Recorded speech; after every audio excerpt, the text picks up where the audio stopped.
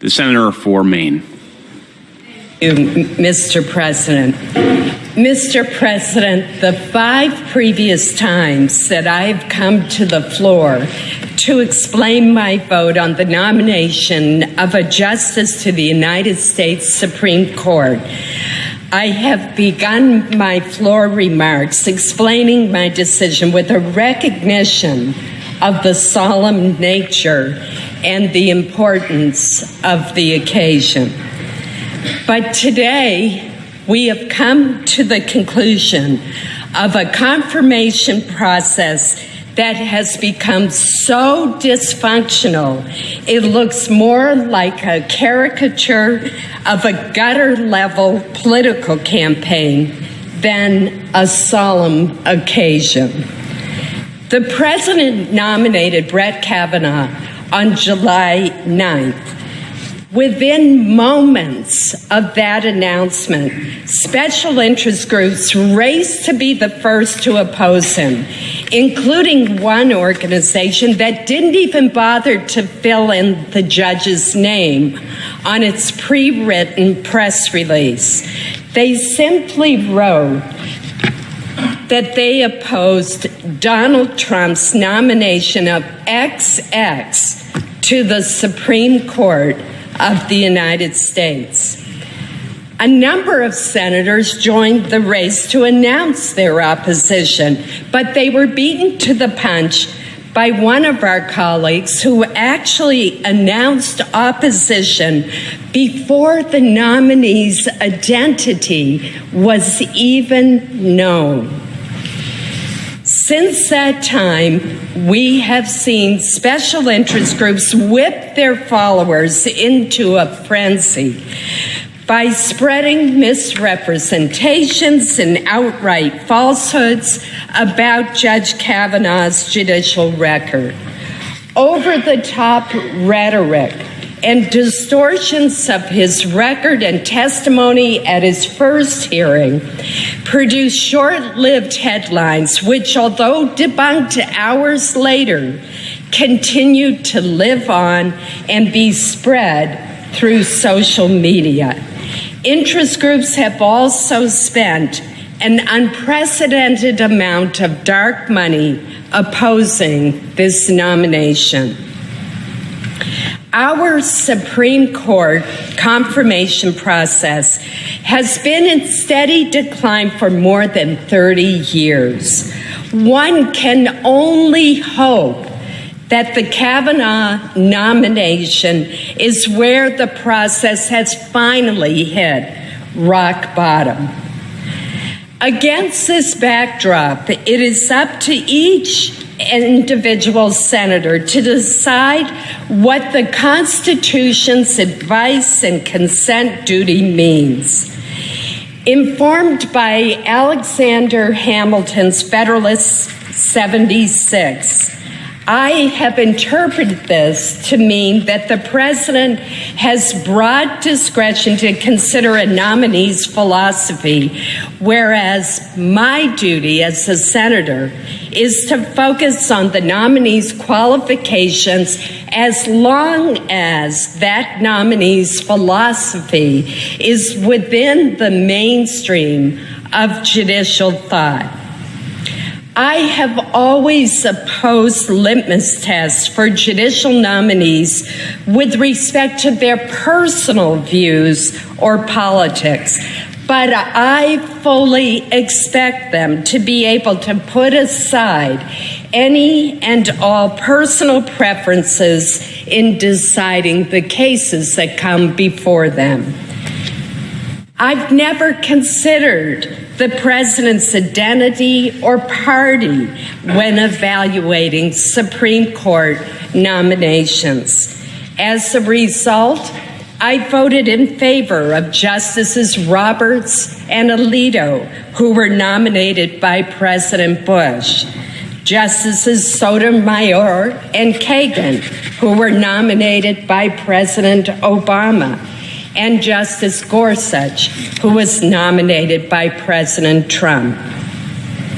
So I began my evaluation of Judge Kavanaugh's nomination by reviewing his 12-year record on the D.C. Circuit Court of Appeals, including his more than 300 opinions and his many speeches and law review articles. 19 attorneys, including lawyers from the nonpartisan Congressional Research Service, briefed me many times each week and assisted me in evaluating the judge's extensive record. I met with Judge Kavanaugh for more than 2 hours in my office. I listened carefully to the testimony at the committee hearings. I spoke with people who knew him personally, such as Condoleezza Rice and many others. And I talked with Judge Kavanaugh a second time by phone for another hour to ask him very specific additional questions. I also have met with thousands of my constituents, both advocates and many opponents, regarding Judge Kavanaugh.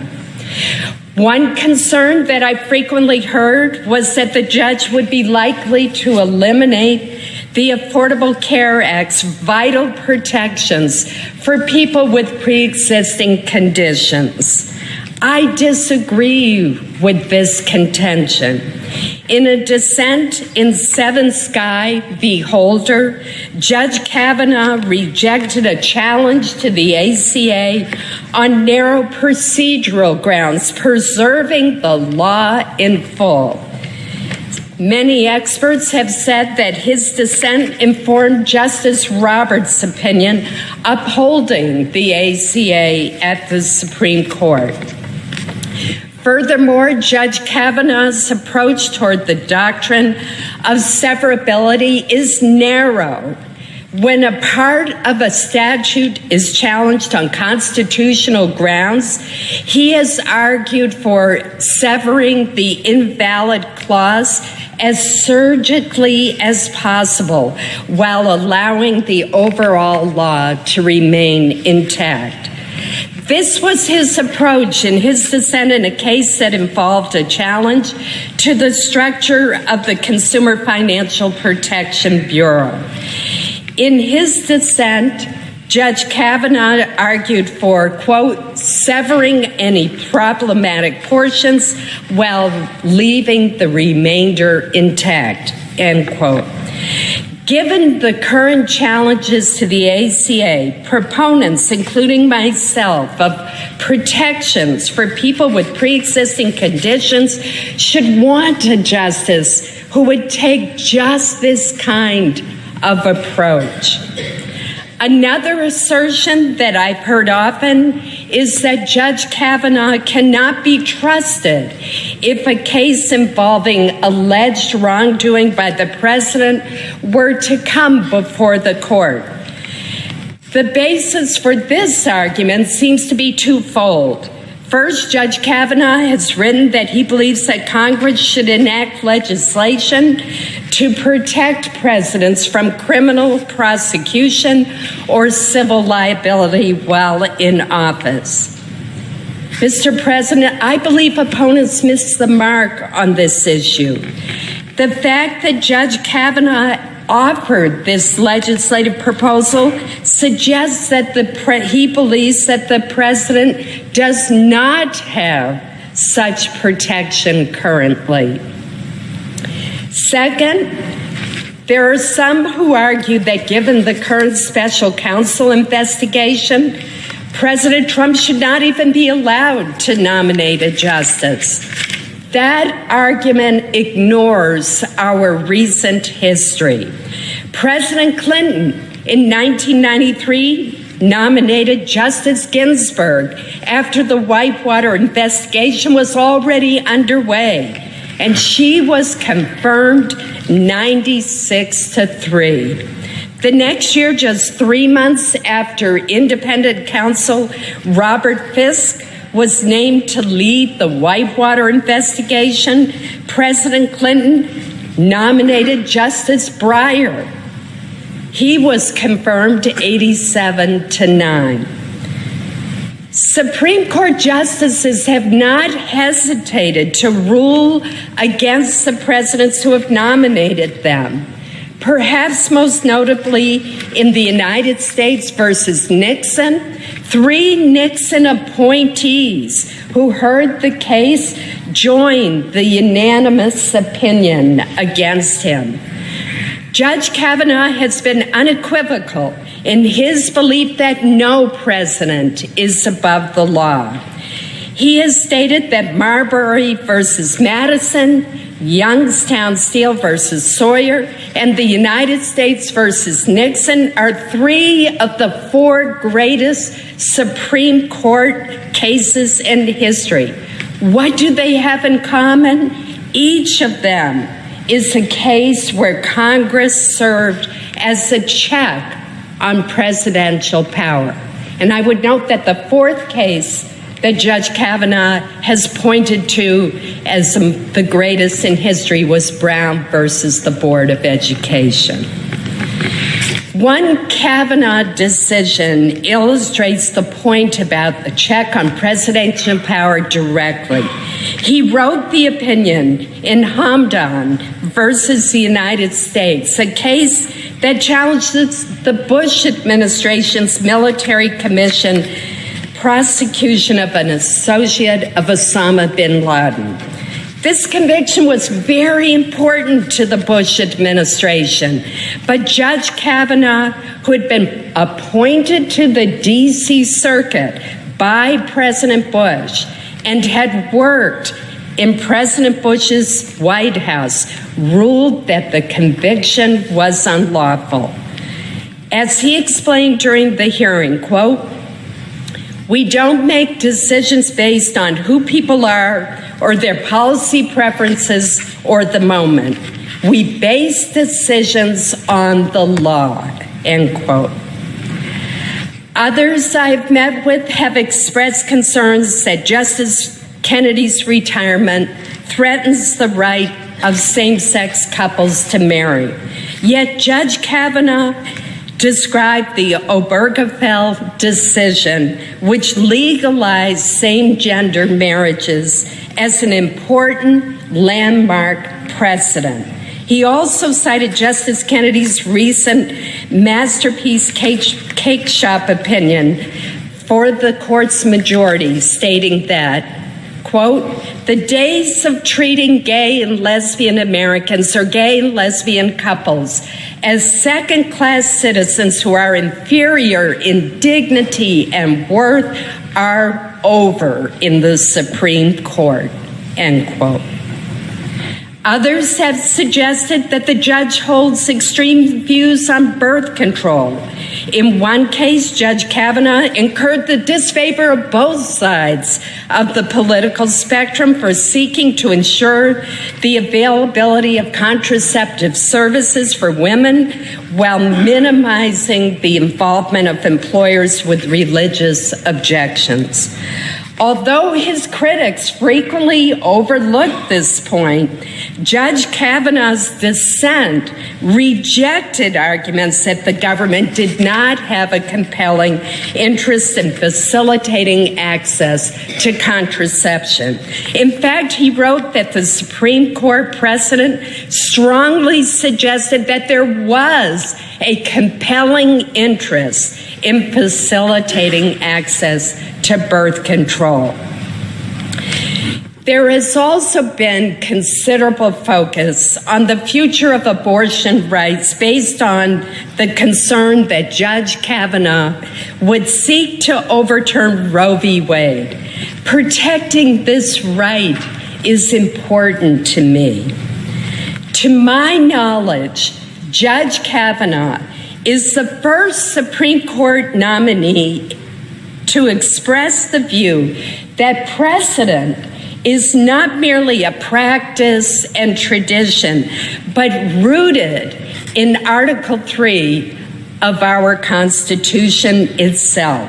He believes that precedent is not just a judicial policy, it is constitutionally dictated to pay attention and pay heed to rules of precedent.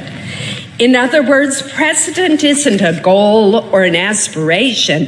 It is a constitutional tenet that has to be followed except in the most extraordinary circumstances. The judge further explained that precedent provides stability, predictability, reliance, and fairness. There are, of course, rare and extraordinary times where the Supreme Court would rightly overturn a precedent. The most famous example was when the Supreme Court in Brown versus the Board of Education overruled Plessy versus Ferguson, correcting a grievously wrong decision, to use the judge's term, allowing racial inequality. But someone who believes that the importance of precedent has been rooted in the Constitution would follow long-established precedent, except in those rare circumstances where a decision is grievously wrong or deeply inconsistent with the law. Those are Judge Kavanaugh's phrases. As the judge asserted to me, a long-established precedent is not something to be trimmed, narrowed, discarded, or overlooked. Its roots in the Constitution give the concept of stare decisis greater weight, such that the precedent can't be trimmed or narrowed simply because a judge might want to on a whim.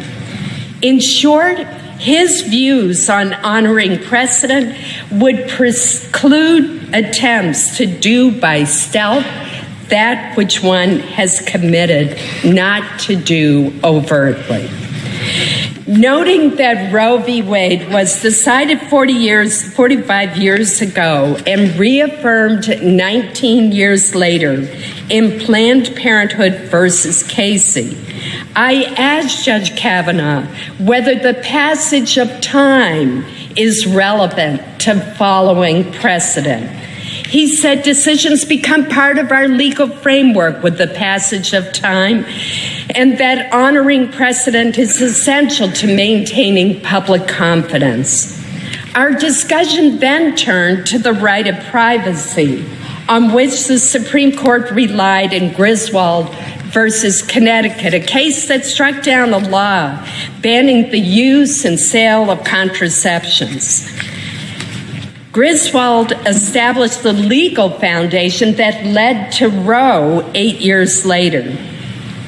In describing Griswold as settled law, Judge Kavanaugh observed that it was the correct application of two famous cases from the 1920s, Meyer and Pierce, that are not seriously challenged by anyone today. Finally, in his testimony, he noted repeatedly that Roe had been upheld by Planned Parenthood versus Casey, describing it as precedent on precedent. When I asked him, would it be sufficient to overturn a long-established precedent if 5 current justices believed that it was wrongly decided? He emphatically said no. Opponents frequently cite then-candidate Donald Trump's campaign pledge to nominate only judges who would overturn Roe. The Republican platform for all presidential campaigns has included this pledge since at least 1980. During this time, Republican presidents have appointed Justices O'Connor, Souter, and Kennedy to the Supreme Court. These are the very 3 justices, Republican president-appointed justices, who authored the Casey decision which reaffirmed Roe. Furthermore, pro-choice groups vigorously opposed each of these justices' nominations. Incredibly, they even circulated buttons with the slogan, "Stop Souter or Women Will Die." Just 2 years later, Justice Souter co-authored the Casey opinion, reaffirming a woman's right to choose. Suffice it to say, prominent advocacy organizations have been wrong. These same interest groups have speculated that Judge Kavanaugh was selected to do the bidding of conservative ideologues despite his record of judicial independence. I asked the judge point blank whether he had made any commitments or pledges to anyone at the White House, to the Federalist Society, to any outside group on how he would decide cases. He unequivocally assured me that he had not. Judge Kavanaugh has received rave reviews for his 12-year track record as a judge, including for his judicial temperament. The American Bar Association gave him its highest possible rating. Its Standing Committee on the Federal Judiciary conducted an extraordinarily thorough assessment, soliciting input from almost 500 people, including his judicial colleagues. The ABA concluded that his integrity, judicial temperament, and professional competence met the highest standards. Lisa Blatt, who has argued more cases before the Supreme Court than any other woman in history, testified, quote, "By any objective measure, Judge Kavanaugh is clearly qualified to serve on the Supreme Court. His opinions are invariably thoughtful and fair." Ms. Blatt, who clerked for and is an ardent admirer of Justice Ginsburg, and who is, in her own words, an unapologetic defender of a woman's right to choose, says that Judge Kavanaugh fits within the mainstream of legal thought. She also observed that Judge Kavanaugh is remarkably committed to promoting women in the legal profession. That Judge Kavanaugh is more of a centrist than some of his critics maintain is reflected in the fact that he and Chief Judge Merrick Garland voted the same way in 93% of the cases that they heard together. Indeed, Chief Judge Garland joined in more than 96% of the majority opinions authored by Judge Kavanaugh, dissenting only once. Despite all this, after weeks of reviewing Judge Kavanaugh's record and listening to 32 hours of his testimony, the Senate's advice and consent role was thrown into a tailspin following the allegations of sexual assault by Professor Christine Blasey Ford. The confirmation process now involves evaluating whether or not Judge Kavanaugh committed sexual assault and lied about it to the Judiciary Committee.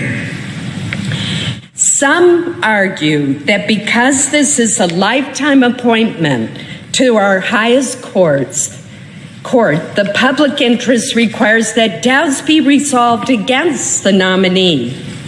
Others see the public interest as embodied in our long-established tradition of affording to those accused of misconduct a presumption of innocence.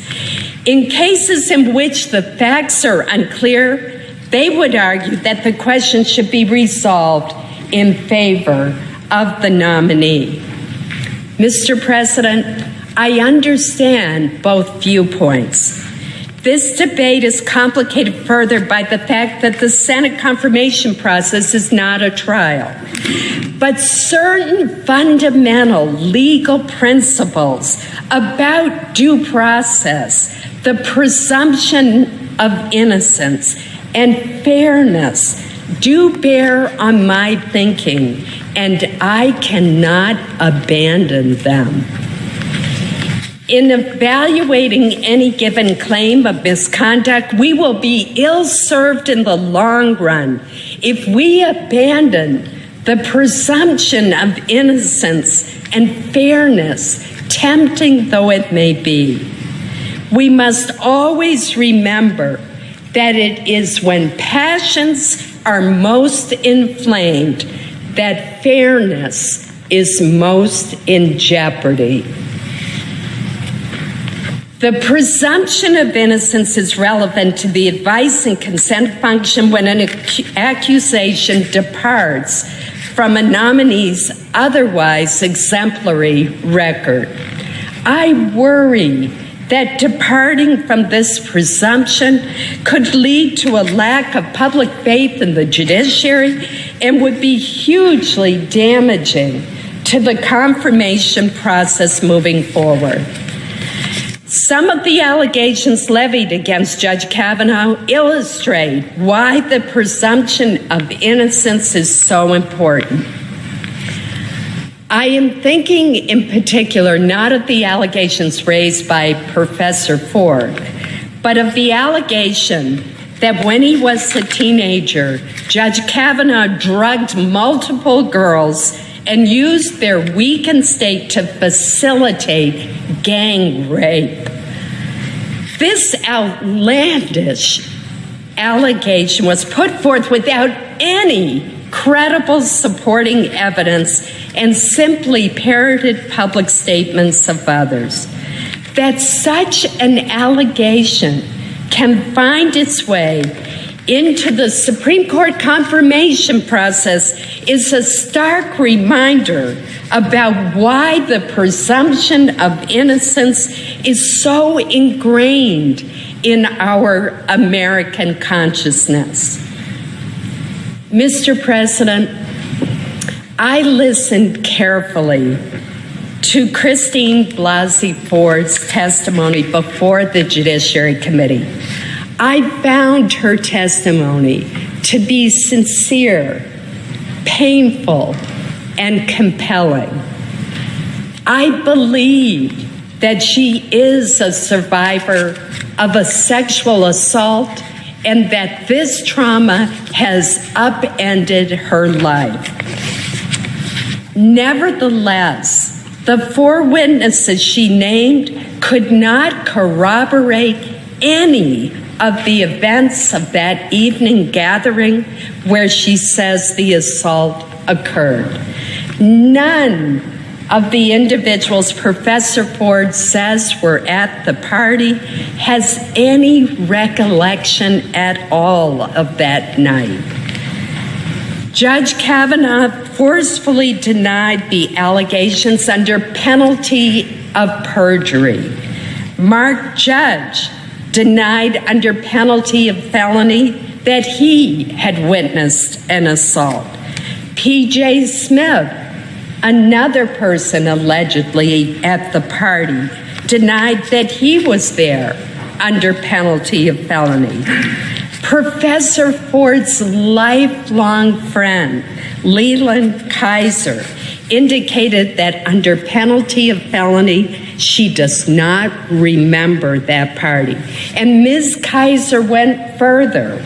She indicated that not only does she not remember a night like that, but also that she does not even know Brett Kavanaugh.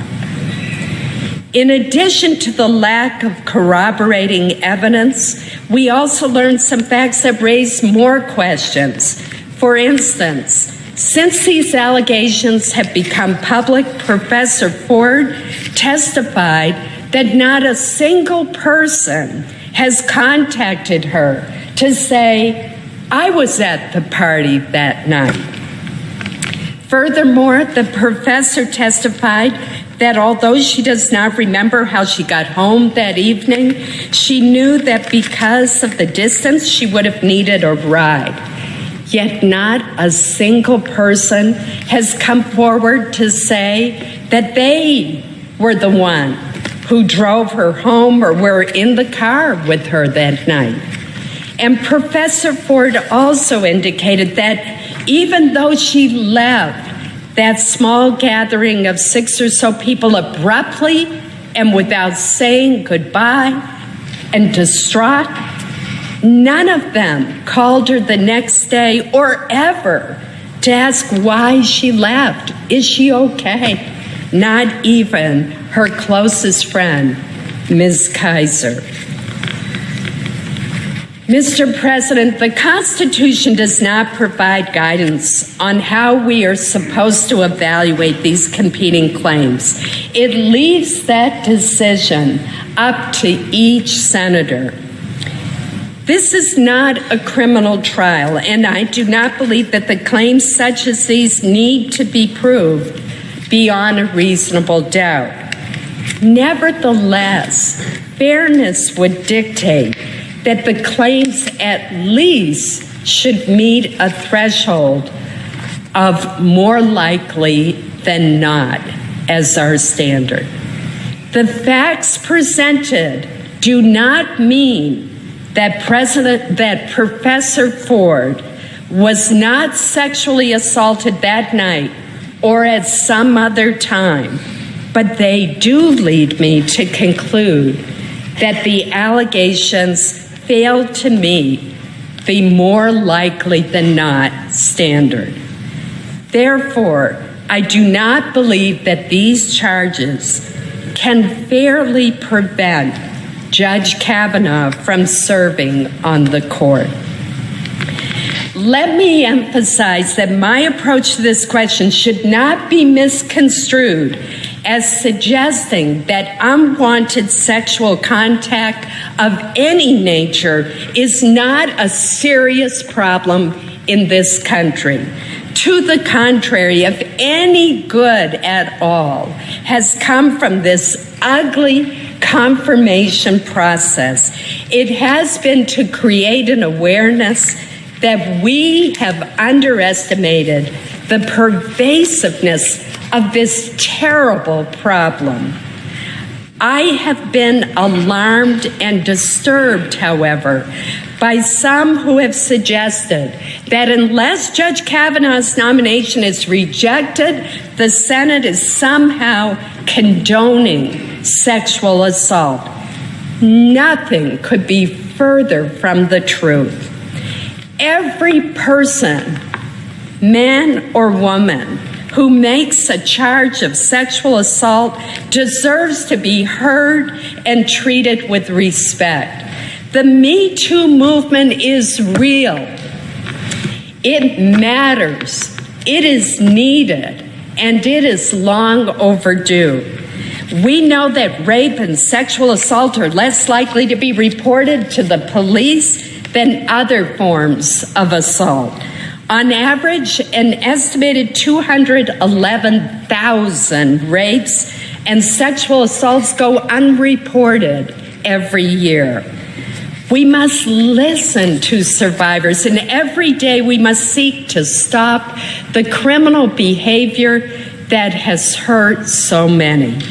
We owe this to ourselves, our children, and generations to come. Since the hearing, I have listened to many survivors of sexual assault. Many were total strangers who told me their heart-wrenching stories for the first time in their lives. Some were friends that I had known for decades, yet with the exception of one woman who had confided in me years ago, I had no idea that they had been the victims of sexual attacks. I am grateful for their courage and their willingness to come forward, and I hope that in heightening public awareness, they have also lightened the burden that they have been quietly bearing for so many years. To them, I pledge to do all that I can to ensure that their daughters and granddaughters never share their experiences. Over the past few weeks, I have been emphatic that the Senate has an obligation to investigate and evaluate the serious allegations of sexual assault. I called for and supported the additional hearing to hear from both Professor Ford and Judge Kavanaugh. I also pushed for and supported the FBI's supplemental background investigation. This was the right thing to do. Christine Ford never sought the spotlight. She indicated that she was terrified to appear before the Senate Judiciary Committee, and she has shunned attention since then. She seemed completely unaware of Chairman Grassley's offer to allow her to testify confidentially in California. Watching her, Mr. President, I could not help but feel that some people who wanted to engineer the defeat of this nomination cared little, if at all, for her well-being. Professor Ford testified that a very limited number of people had access to her letter. Yet that letter found its way into the public domain. She testified that she never gave permission for that very private letter to be released. And yet, here we are. We are in the middle of a fight that she never sought, arguing about claims that she wanted to raise confidentially. Now, one theory I've heard espoused repeatedly is that our colleague, Senator Feinstein, leaked Professor Ford's letter at the 11th hour to derail this process. I want to state this very clearly. I know Senator Dianne Feinstein extremely well, and I believe that she would never do that. I knew that to be the case before she even stated it at the hearing. She is a person of integrity, and I stand by her. I have also heard some argue that the chairman of the committee somehow treated Professor Ford unfairly. Nothing could be further from the truth. Chairman Grassley, along with his excellent staff, treated Professor Ford with compassion and respect throughout the entire process. And that is the way the senator from Iowa has conducted himself throughout a lifetime dedicated to public service. But the fact remains, Mr. President, someone leaked this letter against Professor Ford's express wishes. I suspect, regrettably, that we will never know for certain who did it. To that leaker, who I hope is listening now, let me say that what you did was unconscionable. You have taken a survivor who was not only entitled to your respect, but who also trusted you to protect her. And you have sacrificed her well-being in a misguided attempt to win whatever political crusade you think you are fighting. My only hope is that your callous act, such a dysfunctional circus, that it will cause the Senate and indeed all Americans to reconsider how we evaluate Supreme Court nominees. If that happens, then the appalling lack of compassion you afforded Professor Ford will at least have some unintended positive consequences. Mr. President, the politically charged atmosphere surrounding this nomination has reached a fever pitch even before these allegations were known, and it has been challenging even then, to separate fact from fiction. We live in a time of such great disunity as the bitter fight over this nomination, both in the Senate and among the public, clearly demonstrates. It is not merely a case of differing groups having different opinions. It is a case of people bearing extreme ill will toward those who disagree with them.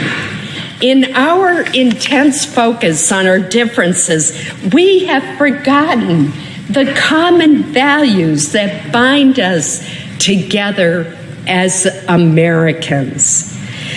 When some of our best minds are seeking to develop even more sophisticated algorithms designed to link us to websites that only reinforce and cater to our views, we can only expect our differences to intensify.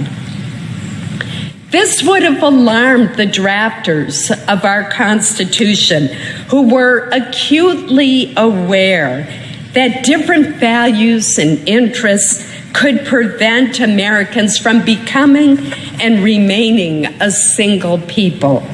Indeed, of the 6 objectives they invoked in the preamble to the Constitution, the one that they put first was the formation of a more perfect union. Their vision of a more perfect union does not exist today. And if anything, we appear to be moving farther away from it. It is particularly worrisome that the Supreme Court, the institution that most Americans see as the principal guardian of our shared constitutional heritage, is viewed as part of the problem through a political lens. Mr. President, we've heard a lot of charges and countercharges about Judge Kavanaugh. But as those who have known him best have attested, he has been an exemplary public servant, judge, teacher, coach, husband, and father. Despite the turbulent, bitter fights surrounding his nomination, my fervent hope is that Brett Kavanaugh will work to lessen the divisions in the Supreme Court so that we have far fewer 5-4 decisions, and so that public confidence in our judiciary and our highest court is restored. Mr. President, I will vote to confirm Judge Kavanaugh. Thank you, Mr. President.